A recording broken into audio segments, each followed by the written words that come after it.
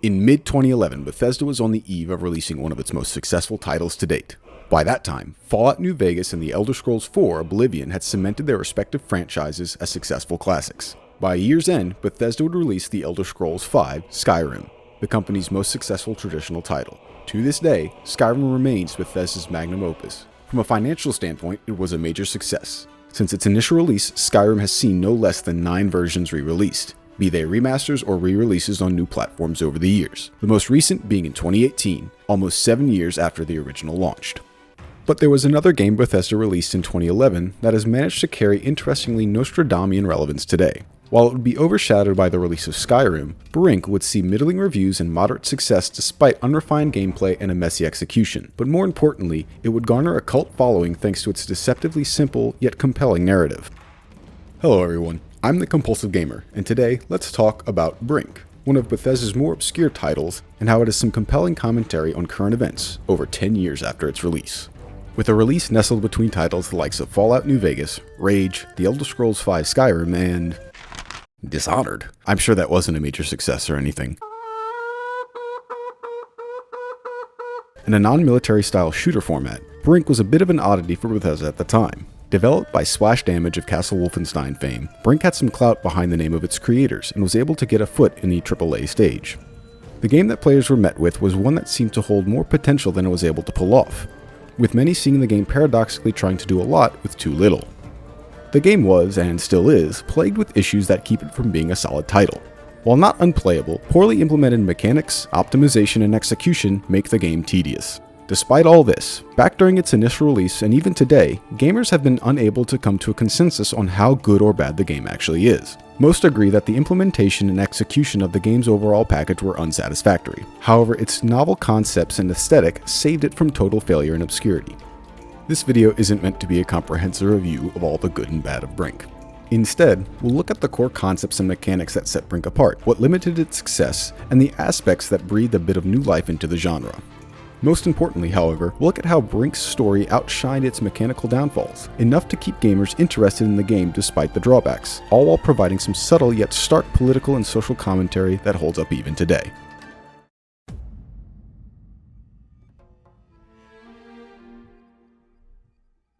Brink was designed as a multiplayer arena first-person shooter, similar to games such as Overwatch today, but back when the genre only had a few breakout titles, such as Team Fortress 2. While single player is possible in Brink, the selling point at release was the seamless co-op and multiplayer. Today, however, the servers are scarce, so single player is likely the only way you'll be playing. When it comes to actual gameplay, movement is the name of the game in Brink. Keep moving and you'll survive. Try to hold down a static position and you'll end up being pinned down. The player doesn't have much health to start with, and damage is dealt with a heavy hand. Ultimately, the game promotes constant movement over camping. To assist this, Brink employs its iconic smooth movement across random terrain, or SMART system, a parkour-inspired mechanic that has the player traversing obstacles while using only one button. Brink also utilizes a highly customizable character system, both for player appearance and as a class system. This customizability allows for players to design their character to fit their preferred method of play. Unfortunately, these customizations are locked behind level walls. The player chooses the body type of their character, which has direct effect on the player's overall mobility and armament. The medium body type is the default, allowing players to employ assault rifles as their main weapon and supplementing it with submachine guns, rifles, or pistols. The light body type sacrifices health for speed and maneuverability, dropping a blip of the already precious health meter. But in return, the light body type not only moves faster, but can traverse more difficult terrain with the SMART system than its heavier counterparts, opening up more avenues of travel. The downside is that the light body type can only employ submachine guns, rifles, and pistols. Finally, there's the heavy body type. This body type has more health and can employ light machine guns while also being able to use ARs as secondary weapons. The trade-off is slower movement and limited SMART capabilities. Then there's the equipment-based class system. In-game, the player can swap between 4 classes mid-match by visiting any friendly command post. The soldier can set explosives and refill any ally's ammunition. Operatives can hack objectives and disguise themselves as fallen foes. Engineers can repair objectives, set defenses, and buff allied weapon damage. And finally, medics can revive downed allies as well as boost their health. Unfortunately, when it comes to gameplay and mechanics, there's far more that weighs Brink down. We won't focus on them in depth here, but mind you there is a rather long laundry list. From what look like unfinished visuals, to poor gunplay and hitboxes, to the overemphasis of movement, the result is that you end up dying quite a bit. But nothing drags the game down quite as much as its sordid AI. Even on the easiest difficulty setting, Brink's AI struggles to operate functionally. They will consistently prioritize secondary objectives over primary ones, outright ignore enemy AI, and sometimes not even move for long periods of time. What's worse is the way the game adjusts the AI when set to different difficulties. The hard mode doesn't make the AI more intelligent or more capable. Instead, it nerfs your weapon damage and health, taking more damage per bullet while dealing less, while buffing the enemy AI's respective factors, and also making any FPS modder envious by cranking up the enemy AI's aimbot to 11, with the enemy being able to score nigh impossible headshots from ludicrous distances with weapons that shouldn't be able to do so. This combination of issues makes Brink a difficult pill to swallow, and playing on hard mode a masochistic endeavor. After its release, many questioned if the game was even finished, or rather pushed out to meet deadlines. The game had already been delayed twice, so it's not that unlikely. Yet, despite all this, Brink garnered otherwise good reviews. Most were middle of the road, with GameSpot and IGN giving it a 6 out of 10, and Eurogamer and GameSpy even giving it an 8 out of 10 and 4 out of 5 stars respectively. Most online reviewers are equally as generous, paradoxically highlighting the game's shortcomings while giving it good, albeit not great, reviews. So what was it that kept Brink above water? For most, it was the uniqueness and compelling nature of Brink's world and story. The story of the Ark.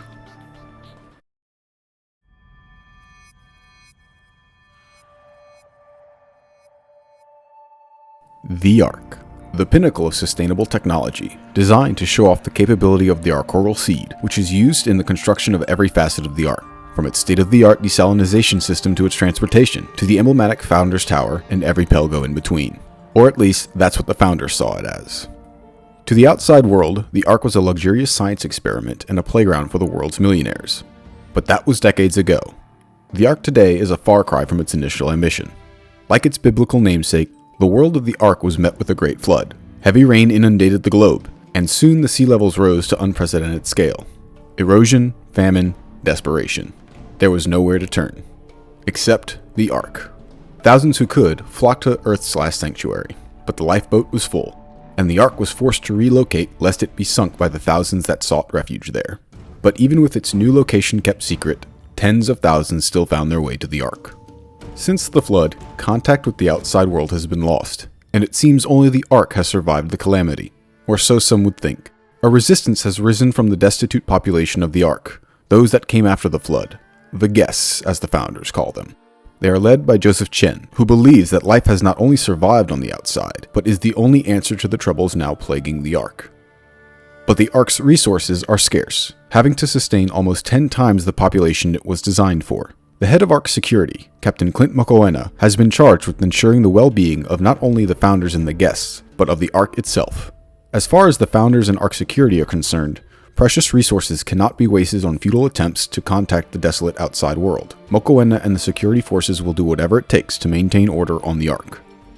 Into such a volatile mix, another element is added. A sudden and unknown sickness has struck the Ark. Medical facilities and supplies are scarce, and the reduced water rations and harsh environment of the crippled Ark only serve to worsen the situation. Unwilling to allow the Founders to dither as guests perish, Chen calls his followers to take action and to do what is necessary to find another means of survival. Mokoena must react accordingly and do what he must to maintain order. So what do you believe? Who will you side with? Will you save the Ark or escape it?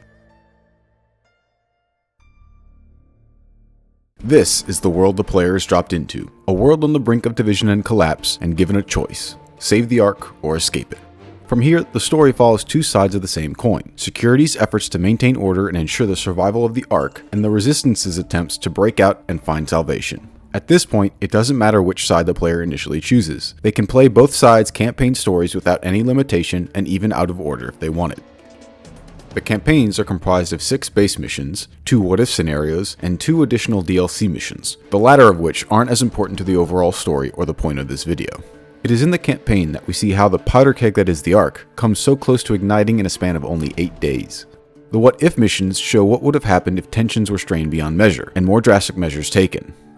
Each mission begins with an audio briefing from either Mokoena or Chen, depending on which side you're playing, and followed by an intro cinematic, which includes a trio of recurring characters for each side, with the player's avatar moseying around in the background.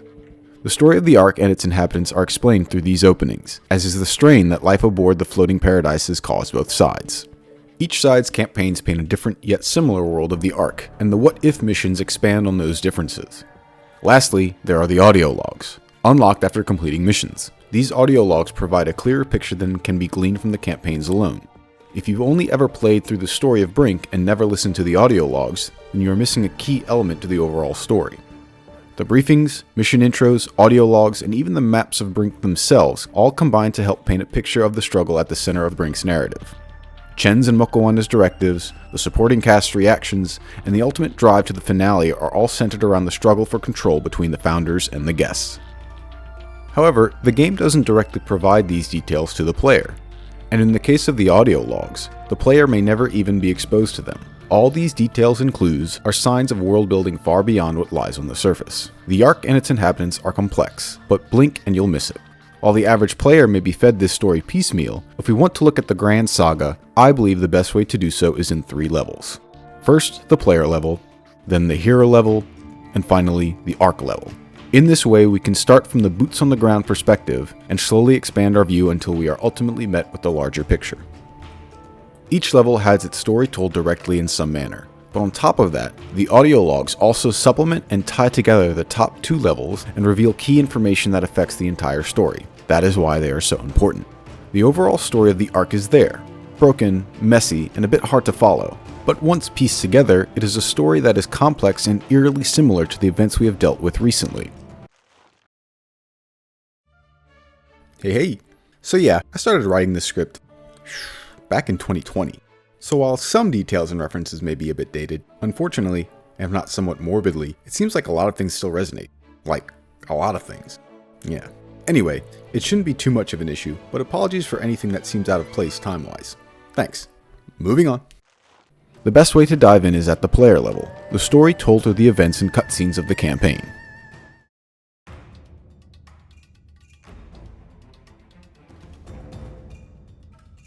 First off is the player level. This level of the story is told via the actual missions in Brink, as well as the narrative portrayed by the cast of 6 characters at the beginning of every level. These characters are anonymous, as while they do appear in-game, neither their names nor their voices remain constant, rather lost within the RNG of the NPC generator. Going forward, we will address them by the name their appearance is given when selecting the player's avatar. For the security we have the Look, the Bruiser, and the Suave. For the resistance we have the Geezer, the Nose, and the Young. This is the cast that will guide us through Brink's campaigns, and provide us with the personal level context of Brink's story throughout the missions we undertake. The campaign is split into 2 parallel stories, that of security and that of the resistance. These are comprised of 6 standard and 2 what-if missions each. The security's campaign outlines Mokoana and the security force's attempts to maintain order, primarily through keeping Chen and the resistance from commandeering resources necessary to leave the Ark. They are then faced with dealing with how things escalate when the resistance is pressed beyond reason. The resistance campaign shows how Chen and his forces acquire the resources necessary to escape the Ark, while the what-ifs show what happens if things went too far. In reality, the what-if missions are simply the opposing side's final scenarios. It is in the missions that the player is exposed to the problems plaguing the Ark, and the driving force for the coming conflict. The disparity of prosperity, water rationing, the question of life in the outside world, and the sickness that is spreading across the Ark. While the separate campaigns are similar but different, there are 2 missions that stay the same for both factions. The first is the catalyst for the events of Brink, as well as being the first mission for both factions. A Founders Council member has gone missing. In the security campaign, it is explained that the council member was kidnapped by the resistance and is being tortured. In the Resistance campaign, the council member was an informant and is currently being debriefed regarding key information that Chen needs to help his forces escape the Ark. The second is the raid on Container City, the home of the guests and the Resistance. Here, motives get even more muddled. Security's justification for the raid is that the Resistance has set up a biolab and is developing biological weapons to use against Security and the Founders. In the Resistance's mission, Chen explains that the lab is being used to develop the vaccine to fight the sickness, which has disproportionately affected the guests as it has the Founders. The rest of the missions follow the same trend. 1 or 2 details change to ensure that the player is fighting for the correct or good side. In a scenario where the Resistance is able to bring online an abandoned surface-to-surface missile, the intended target is Founders Tower, the imposing central structure and icon of the Ark. Chen claims that Founders Tower has been abandoned and is empty. Mokoana says that there is no time to evacuate it and thousands will die if the missile launches. Each mission sees a justification and motivation for the player, but even the supporting characters are unwilling to buy into the story being fed to them. On the security side, we see the Swab initially question the security force's methods in dealing with the resistance. Guess. Come on, man. It's not every single guest. It's Chen. Whoa. Do your job? You aim, you shoot. What's the difference? Guess what? Live rounds in the middle of the guest slums? But as the security line progresses, we see him accepting that force is the only option. This is slowly brought about thanks to the Look's vocal dedication to duty. You're doing what you have to do. Look, for all we know, Chen's put a bomb under every Pelgo in the Ark. We have to know what he's planning. Stop Chen, the violence stops, so ready up. While both are pushed by the Bruiser's encouragements and justifications. Ain't leading them nowhere they don't want to already go. First demonstrations, then riots, now kidnapping. What next? Look, I'm just saying. Don't know that they could be bluffing. How much more proof do you need? Founders Tower goes, takes a dozen other Pelgos with it at least. We're dealing with animals. As the efforts of the resistance slowly grow more desperate, so too do the measures taken by security. When playing the resistance campaign, the motives are even more strained, as the characters are normal workers thrust into action. An hour ago I was making my kids breakfast. Then I get the call and get given this gun. At the beginning, both the Nose and the Young openly question the resistance's methods, but the Geezer, much like the Look, draws on the sense of righteousness. Chan's tried everything to avoid this. We've no options left. Look, defend the vaccine, defend our homes. But whereas both the Swab and the Nose simply submit to the status quo, the Young begins to accept that extremes must not only be reached, he slowly formulates that going beyond extremes is the only answer to the conflict on the Ark. The sickness threatens their children too. It doesn't affect the Founders. They live in luxury by keeping us here as slaves. We should have taken out more than just a fascist gunship. Have you been listening to Maquana's propaganda? We're not terrorists. The next level of Brink's story is what I call the hero level. This level is told by Mokoena and Chen, portrayed by their efforts to secure their salvation for the Ark, and their means of encouraging and mobilizing their followers. Both Mokoena and Chen act as a guiding beacon for their respective followers, not only outlining the grander goals of their movements, but also acting as gatekeepers of the truth when it comes to the secrets of the Ark. But even so, some of their followers question the methods used to justify their actions. When it comes to the actual characters themselves, we only get brief glimpses in their respective campaigns' opening and closing cutscenes. Other than that, we are exposed to them and their personalities only through their pre-mission briefings, radio chatter during missions, and finally through some of the unlockable audio logs. These show how both leaders play the political role of the hero, reassuring their followers that they are on the right side of the fight, as well as discounting the propaganda of the wrong side. But even just through these can we see the underlying personality of each character. It is through the competing mission briefs that we see the manipulation of events and information, as each works to justify their methods and actions, similar to the minor characters. These actions show just how far both are willing to look away from the underlying issues in order to achieve their goals. And this is presented in no better way than in the audio logs. The audio logs are the keys to the secrets of the Ark, and while we will dive into them more a bit later, it is worth looking at a select few here when discussing the heroes specifically. As with much of Security's point of view, Mokoena's motivations are easy to digest. His is a simple issue with many complexities. Mokoena is driven by duty. As Chief of Security Forces, it is his job to ensure order and stability on the Ark, by any means necessary. However, the situation he finds himself in has pushed the boundaries of what by any means necessary actually entails. As the resistance grows more brazen, Mokoena is forced to utilize questionable tactics and resources. In his eyes, however, it is all for the good of the Ark. But more extreme measures means more extreme pushback, both from the Resistance and the Founders Council, who wish to see this issue resolved without excess bloodshed. Mokoena sees himself being pushed into a corner, where the only people he can trust are himself and the operatives of security. The result may be his undoing. The motivations of Chen go a bit deeper. While the class divide and mistreatment of the guests is enough to spur on his followers, Chen has blood in this fight, literal blood. Thanks to an audio log, we know that Chen lost his younger brother when he perished while working on the Ark, caught in the mold of one of the components of Founders Tower itself. So the language of the Founders living off the sweat, labor, and toils of the guests may not be so much a metaphor to Chen. That said, Chen ends up dealing with much of the same issues that Mokoena has to deal with, having to control a much more unstable crowd of fighters. Many times, Chen questions if the methods he's using are worth it, or if his speeches and motivations are pushing his movement in the wrong direction. Both men truly believe in their objectives, and are willing to do whatever it takes to accomplish their goal. What's more, both of them do not appear to be driven to these ends by selfish desires. At least from the audio files and clips where we hear from them, they genuinely appear to be doing what they are for the greater good of the Ark. The result is an unstoppable force colliding with an immovable object. Two wholly motivated, just, and uncompromising men facing off for what they believe is right. But however righteous either's motivations can be, the collateral damage of the impending clash will have devastating effects for both those fighting in it and those caught in the midst.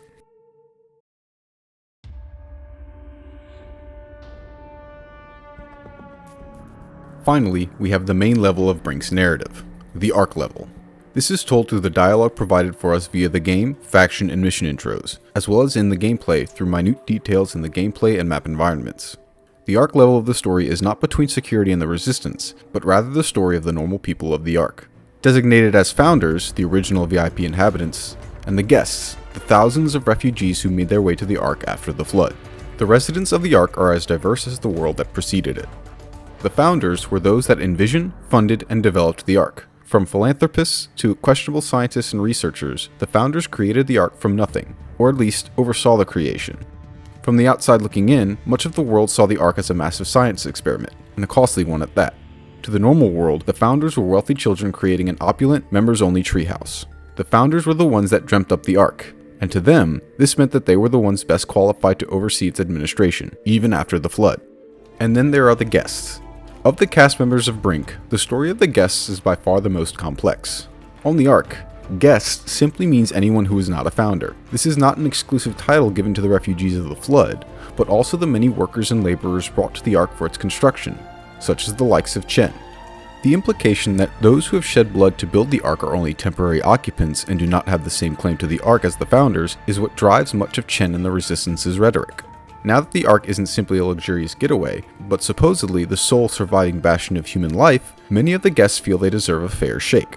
The problem is that the Guests are comprised of everyone from every possible background. From selected high-value individuals such as professors, scientists, artists, and more chosen by the Founders and whisked away to the Ark on their dime, to the thousands of refugees who are comprised of every occupation under the sun, from teachers, farmers, soldiers, to criminals, all who saw the world collapse only to find salvation in the sight of the Ark Tower on the horizon, and then had that salvation turn into desperation, one calamity exchanged for another.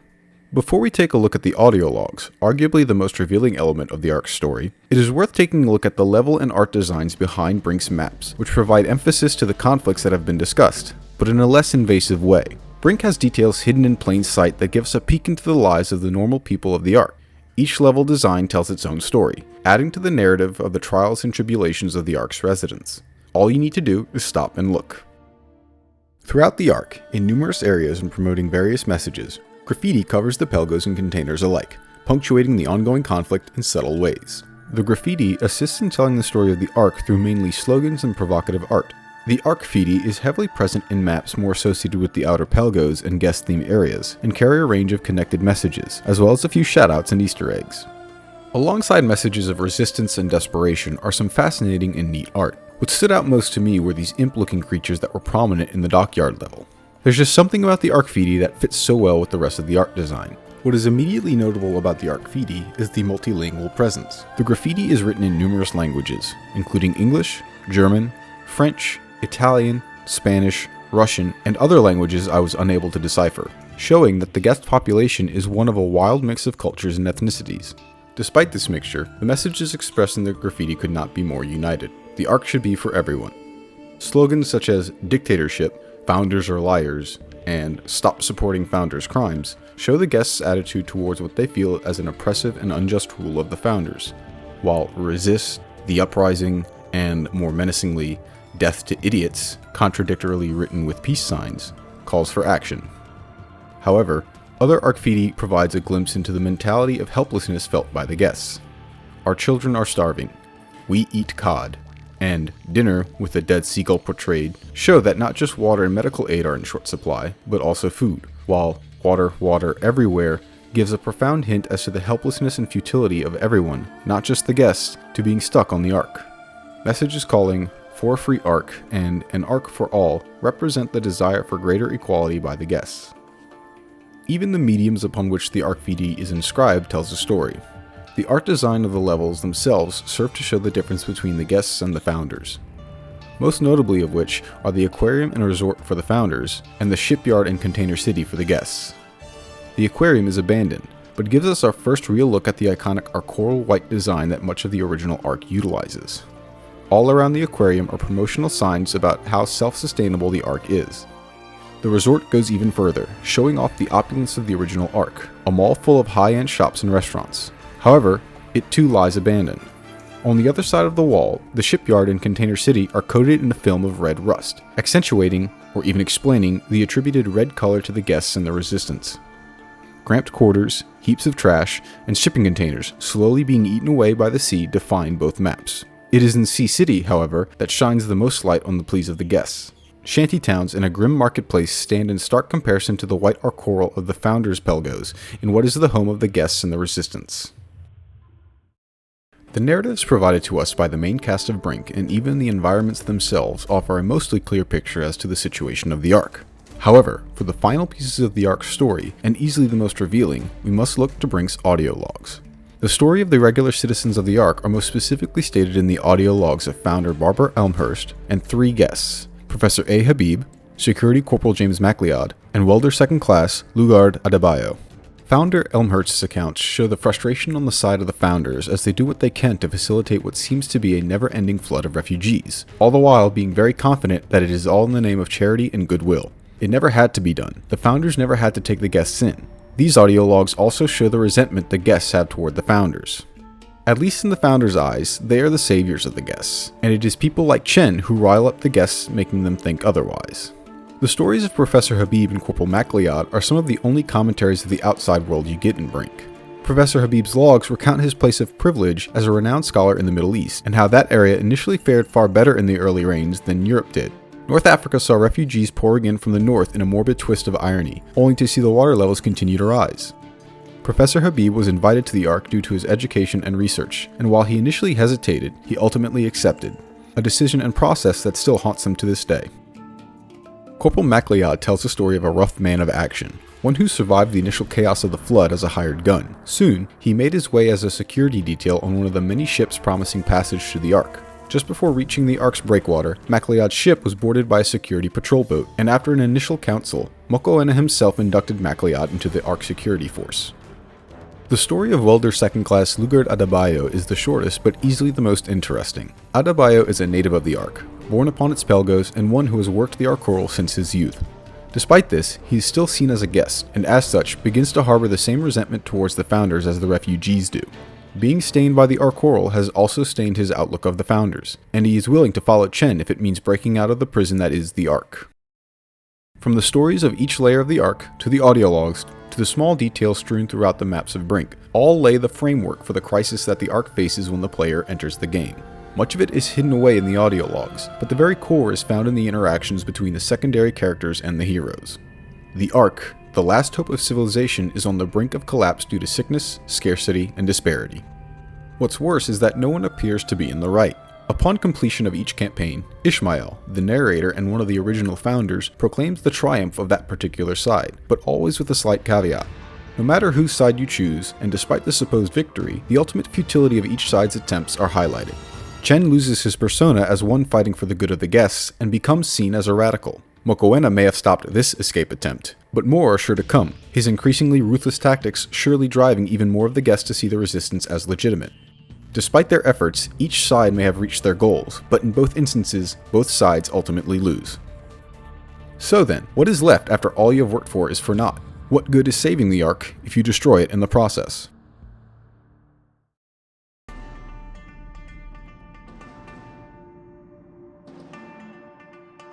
The past few years have seen some of the most volatile and contentious events in regards to the socio-political discussion in the United States. Controversies surrounding police-involved killings of African Americans and the role of the police as a whole, a global pandemic and the manner in which different administrations responded, the shift in dynamic between businesses and their employees centered around a shaken economy, and finally a presidential election fraught with misinformation similar to that which underscored the aforementioned events, which culminated in one of the most profound assaults on the core structures of the government, both literal and figurative, in the history of the United States. The arguments that were brought to the forefront of the national conversation as a result of these events have dominated the collective conscience, have been the highlights of campaigns of midterm elections, and are likely to take center stage in the coming presidential election. The role of the police, pandemic response, economic disparity, misinformation. How is it that a one-off video game from 2011 can resonate so much with the dramatic events of the early 2020s? When it comes to the world of Brink and the real world, the former contains ominous parallels to events of the early 2020s in the latter. A quickly spreading unknown sickness, the discussion of the police and their role in society, the power disparity between decision makers and those they affect, and the general spread of misinformation which underlies all of the previous factors mentioned. In Brink, the sickness has intensified the uneasy relation between the founders and the guests. However, this tension has always existed. But when each side pushes the boundaries, the situation worsened. The result is not only the guests distrusting security, but security growing disdainful of the guests. Mokoena justifies the hostility security shows to the guests with the fact that the guests show hostility back. This cyclic, amplifying nature results in the breakdown seen during the game's campaign. There is a clear hierarchy established on the Ark, and it is the driving force of Brink's story. From the beginning, the founders have clearly delineated a level of separation between areas for the guests and the founders. A literal wall was erected separating the founder pelgos from the guests, with security manning checkpoints at pre-designated access points. The influx of guests immediately following the flood led to a mass overcrowding in the guest sectors of the Ark. With minimal space, the guests resorted to expanding the existing pelgos with cargo containers and other flotsam. The resulting slums are a ramshackle collection of shanty towns and favelas, the central of which is the dubiously named Container City, the heart of the resistance as well as home to normal guests. On the other side of the wall sits the Arcoral pelgos designed by and for the founders, which include resorts, malls, aquariums, as well as the Ark's airport and Ark Tower itself. Originally intended to entertain the founders, many of these pelgos have been abandoned, whether in attempts to conserve energy and resources or due to the conflict between security and the resistance occasionally spilling over the wall. The tension between the founders and the guests is palpable, and can be seen in every level in the game, from the ground forces that the player is inserted with to Chen and Mokoena's motivations, and finally heavily outlined in the audio logs from various residents of the Ark. The founders, despite making up only a fraction of the current Ark population, maintain that they are the true owners and wardens of the Ark. They insist that their word is law, and the governing Founders Council, comprised of the original board of scientists and engineers that designed and built the Ark, is what calls the shots. The council determines how water and food rations are doled out, how resources are managed, how space is allocated, and, more recently, who receives medical attention as sickness spreads across the Ark. The council governs all this, even for the guests, who outnumber them almost 7-1.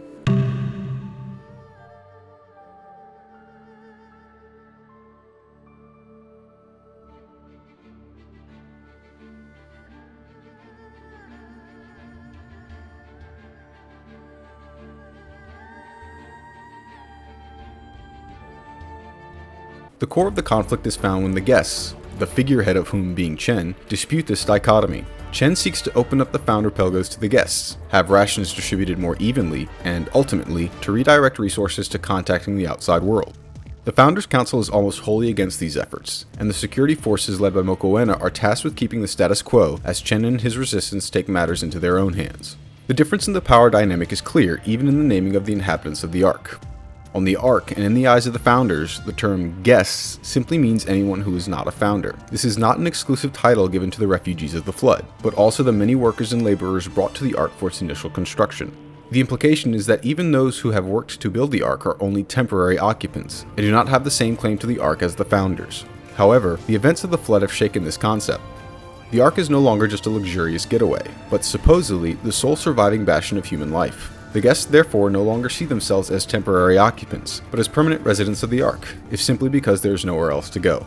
Why then are they still designated a secondary, lesser status? This is the main conflict that drives the story of Brink. The parallel of power disparity is the least specific of the conflicts that Brink provides. The concept of conflict between the have and have-nots is neither new nor is it groundbreaking. If Brink offers any deeper correlation, it would be to the greater narrative surrounding US immigration policy and the discourse that occurs between politicians and everyday people. This discourse has been present long before the early 2020s. However, it did flare to new extremes due to President Donald Trump's actions and statements regarding the matter. From statements insinuating a ban on immigration from specific, predominantly Muslim and Central American countries, to the Supreme Court's ruling against the former president's decision to end the Deferred Action for Childhood Arrivals, or DACA program. Other than this, the power dynamic between the founders and the guests primarily serves as a platform for the basis of other conflicts within Brink's story, just as the real-life tensions between government administrations as a whole are the core for which most political dissent and protests arise. People expect governments and politicians to act in the best interests of those they represent, and when they don't, the people voice their discontent outside normal avenues. It is through this dissent that more specific conflicts are expressed and highlighted.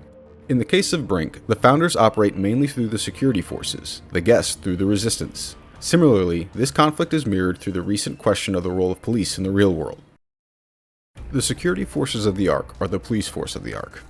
While it is never explicitly stated, many of the uniform options available to security are emblazoned with labels such as police, security, and even sheriff. The default cover for the security forces is blue, versus the resistance's red. Red and blue is a common video game trope. These basic conflicting colors are often used to delineate teams in versus style games. However, blue is widely present in the security color palette for customization, heavily tying it to real-world police iconography. Back the blue and the thin blue line are popular phrases and symbols for those who wish to show support for local and national police forces in real-world American politics. Also included in the security color palette are a selection of camouflage designs. Urban, digital, and blotch, blue and green tiger stripe, and others are present. Likely due to the tumultuous events of the Flood and what led the Ark to its current state, the Ark security forces are heavily militarized, from their apparel to their armament. More importantly, security is the policing arm of the Founders Council, maintaining the imposed order on the Ark by the Council's word. The ensuing conflict with the Resistance is driven heavily by their relationship with the Founders via the security forces. The guests continuously seek better treatment, especially in the wake of a sickness that is rapidly spreading through the population, possibly even brought on by the cramped quarters and unsanitary conditions in the guest slums. The restlessness among the guests is nothing new, and the Resistance has been active prior to open conflict. The Resistance has been agitating for years now, however only resorting to protests and vandalism in the form of graffiti found throughout the border regions of the Ark.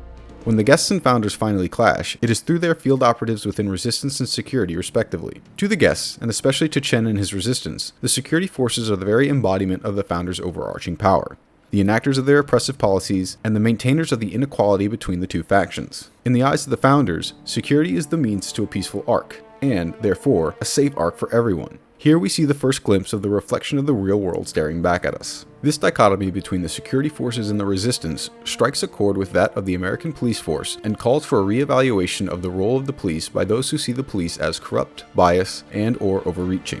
This dissent has predominantly been voiced by African American communities, as well as other minority groups within the US. Within the past few years, this argument has exploded in the wake of events seen as egregious police overreach, incompetency, and brutality, amplified in some cases by attempts to cover such events up. These are primarily the killings of unarmed African Americans at the hands of the police.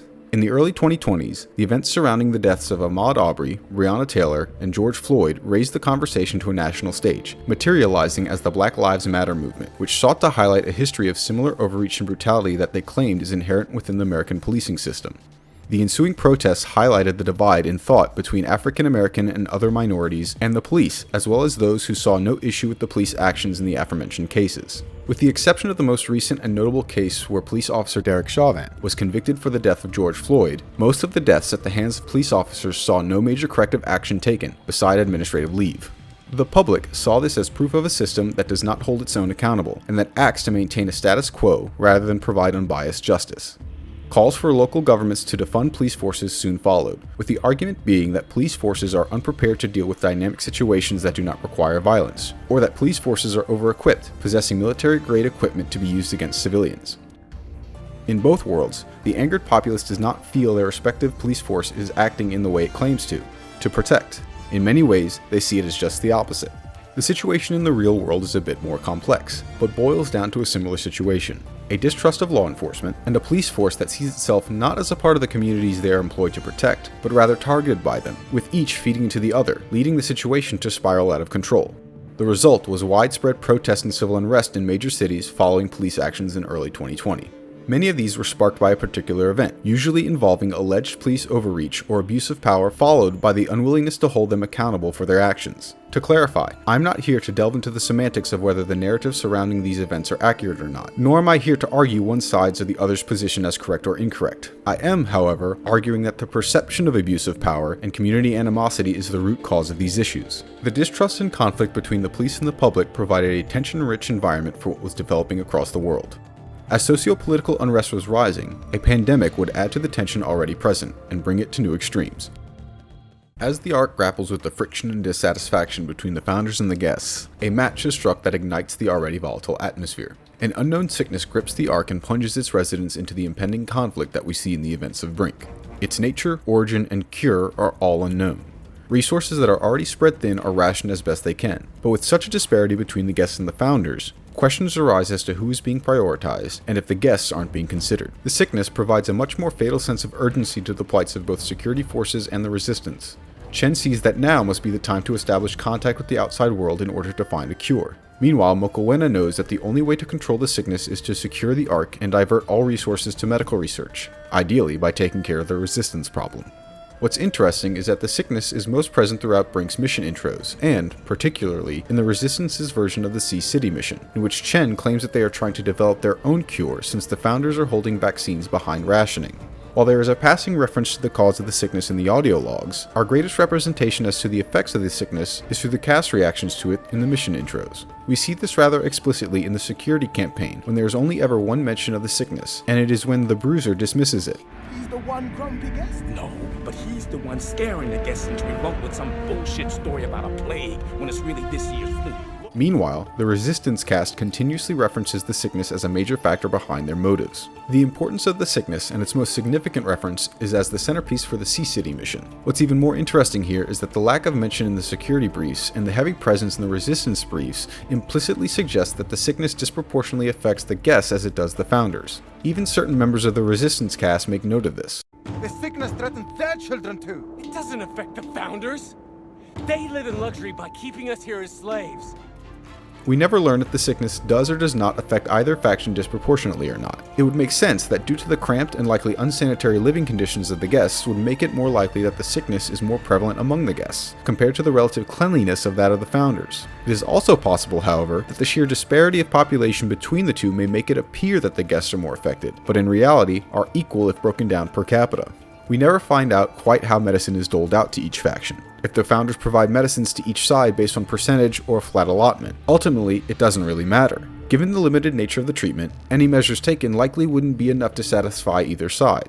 Lack of resources, cooperation, and, most crucially, lack of communication ultimately drive the Ark to the brink of calamity.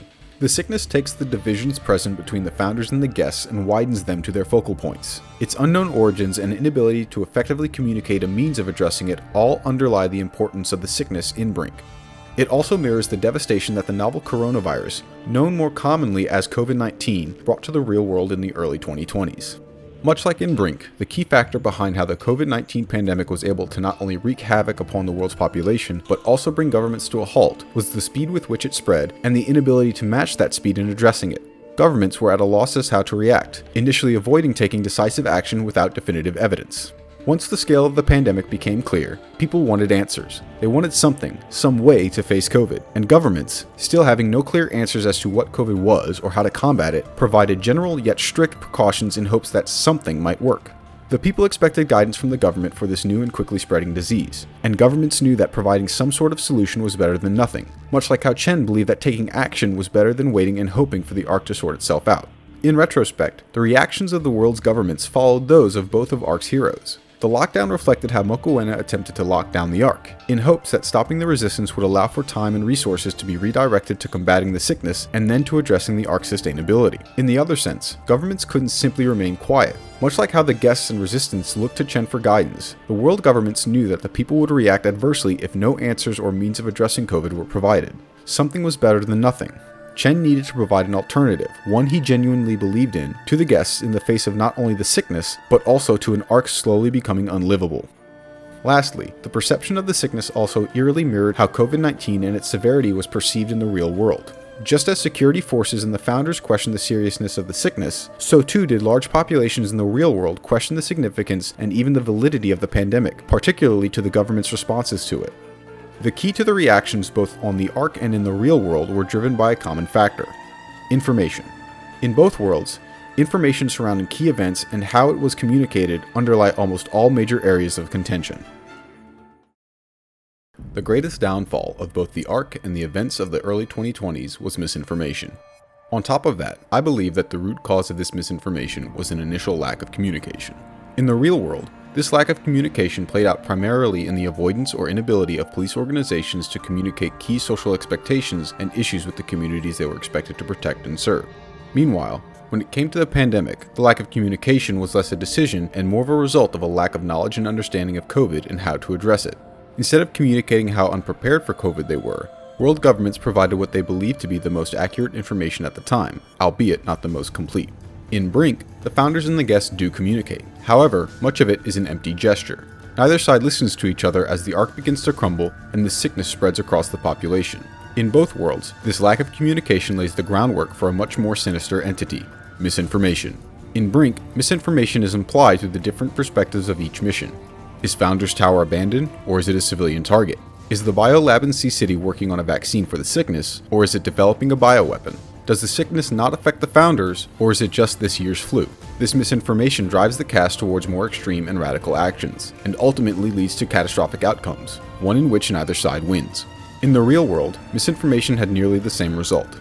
Misinformation regarding the nature of COVID and how to address it drew upon the tensions caused by power disparity. Lockdowns heightened stress, as well as a desire for answers and normalcy.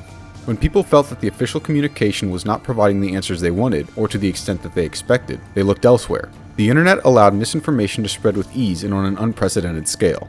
Counterfacts, false facts, and alternate facts abound, and would come to address more than just COVID. Whether it came to the behavior of police forces, government responses, COVID, or protests, misinformation clouded all means to a clear picture. Much like in Brink, the outcome was a flashpoint. In Brink, depending on if you play as security or the Resistance, two realities exist. In one, the Resistance is stopped from destroying the Ark. In the other, Chen is successful in sending a fighter to contact the outside world. Starting with the first mission, reality splits into two distinct worlds. In our world, the sheer amount and spread of misinformation meant that people could be faced with choosing between numerous realities they believed to be true. When they were inevitably confronted with someone who believed in a different reality, the cycle continued to an inevitable clash, on both small and grand scales. But here's the catch. In Brink, at least before the first mission starts, there is a conjoined reality. A reality which holds certain truths that burden its supposed heroes. Both Mokoena and Chen carry vital pieces of information regarding the world of Brink, both of which could shift the balance of the shared conversation. The first is that the Founders Council has indeed contacted the outside world before, validating Chen's beliefs and motivations. However, the contact proved that the outside world was not a viable option for survival, as the pilots sent out were tortured for the information of the Ark's location. The outside world was no safe place for the Ark. On the other hand, the Ark itself holds a dark secret. Chen is aware that the Ark coral seed has gone sterile and is slowly rusting away. This means that the Ark is only a temporary sanctuary. There is limited time, meaning that, in Chen's view, contacting the outside world is the only option. He fears, however, that if he were to disclose this information to the Founders Council, they would use it to further their own goals, not for the good of the Ark as a whole. He also does not share this information with the guests, as he fears it could lead to mass hysteria, and thus lose a chance to reach the outside world. In both cases, each hero is working sincerely off the best knowledge that they have to go off of. Does that justify the actions of security and the Resistance? Does it justify the reactions of the Founders or the guests? Both sides are guilty of withholding information that could drastically alter the fate of the Ark, and because of this lack of communication, neither side wins. The loser is the Ark. Is it worth trying to go to such extreme lengths to protect something if you destroy it in the process?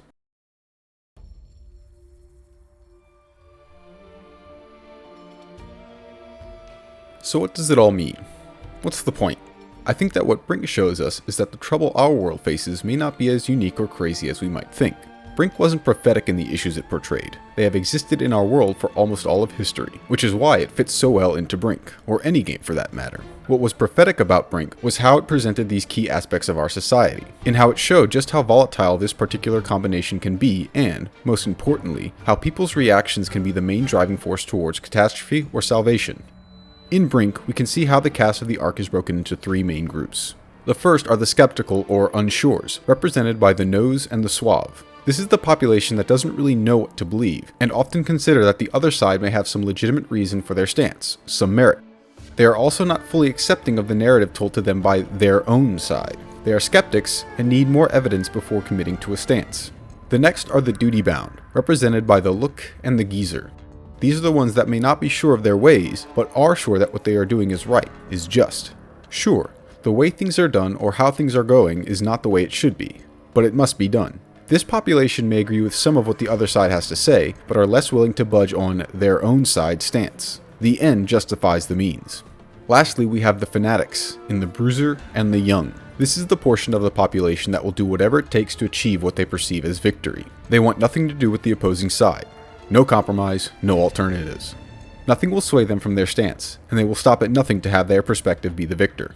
In Brink, we can see that as the game progresses, on both sides, the Unshures question their initial perceptions, and can be reshaped by their surroundings. The Unshures, the more level-headed and logical of the three, are convinced, less by the actions of the opposition, but rather by the voices from within.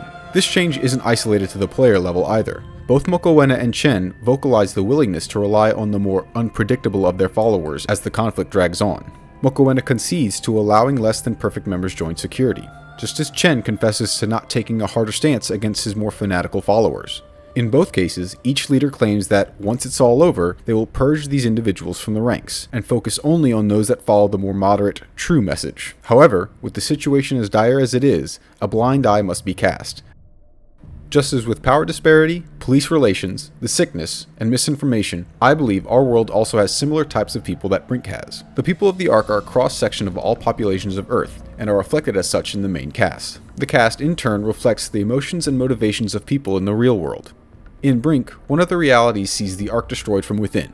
The young, pushed beyond the brink, carries the conflict to its most violent conclusion. Driven by a Founders Council that is unwilling to communicate with the guests, and misinformation regarding the sickness in the outside world, he renders the Ark inhospitable to all, overloading the Ark's main reactor and causing a nuclear meltdown. If everyone can't have the Ark, then no one can. When it comes to the world today, I believe a majority of the people fall under the description of the unsure and the duty-bound. Fluctuation is natural, especially by the Unshures, and it is usually brought on by the coaxing of the duty-bound. At the same time, the Unshures can even be tempted into the fanatical by dire situations. The duty-bound tend to stay in place, but are more likely to shift towards fanaticism than not. However, they are much harder to move than the Unshures. The fanatics are the ones that not only want conflict, but actively encourage it, as it helps drive the other populations to the extreme sides of the spectrum. For the sake of this argument, these people are lost. Fanatics don't want to communicate, they only wish to draw their conflict to their own preconceived notion of victory. And if that is not possible, then the only alternative is oblivion. Is our world doomed to the same catastrophic fate as the Ark? I don't think so. Or at least, I believe that we are capable of addressing these conflicts, individually and as the shared discussion they present, and reaching an understanding that does not result in catastrophe. The key is ensuring that we do not forsake the Unshures of any side. We cannot allow those who operate with genuine sincerity to be taken advantage of by the fanatics. Brink shows us how this can happen, and provides us with an opportunity to reflect upon our interactions with each other and how we react to a chaotic world. It shows us that while fighting for different sides, we may have significantly more in common with each other than we can perceive. It is up to us to see that, otherwise we may be doomed to the same uncertain fate as the Ark.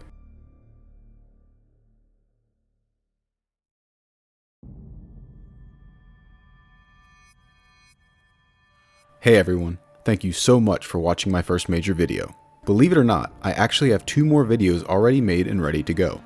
I'll be releasing the next one in about 2 weeks, and the third one another 2 weeks later. These other videos won't be nearly as long or detailed as this one, but they will help to establish the structure of how I want the channel to work. In the meantime, please like the video if you enjoyed it, and subscribe for the next videos. Also, please share this video and the channel to those who you think might enjoy it. Thank you again. See ya.